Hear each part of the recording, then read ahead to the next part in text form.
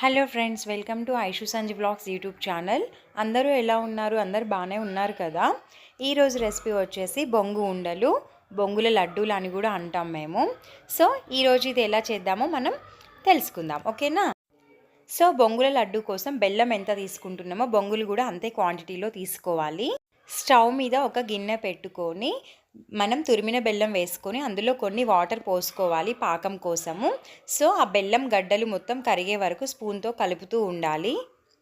ఒక 5 మినిట్స్ తర్వాత వీడియోలో చూపించినట్లు బెల్లం పాకం మొత్తం కరిగి ఇలా బబుల్స్గా ఫామ్ అవుతూ ఉంటుంది.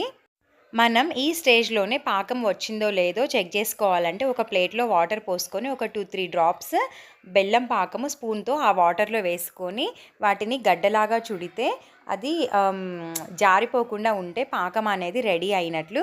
సో ఇప్పుడు నేను వీడియోలో చూపించినట్లు ఇట్లా గడ్డలాగా వస్తే అది పాకం రెడీ అయిపోయింది. సో పాకం ఈ స్టేజ్లోకి రాగానే మనం తీసుకున్న బొంగులు ఉంటాయి కదా, ఆ పాకంలో పోసేసి మంచిగా స్పూన్తో మొత్తము బెల్లం పాకం మొత్తం అబ్జర్వ్ చేసుకునేలాగా కలుపుకోవాలి.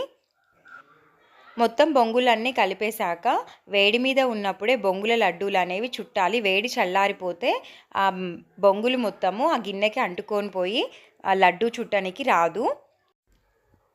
సో ఇంతే అండి, వీడియోలో చూపించినట్లు లడ్డూలు చుట్టేయడమే, అంతే. చాలా ఈజీ. ఓన్లీ బెల్లము అను బొంగులు ఉంటే చాలు, ఈజీగా చేసేయచ్చు. చాలా ఈజీ రెసిపీ. మీకు కూడా నచ్చితే డెఫినెట్లీ ట్రై చేయండి. అండ్ వీడియో నచ్చితే లైక్ చేయండి, షేర్ చేయండి, డెఫినెట్లీ సబ్స్క్రైబ్ చేయండి ప్లీజ్.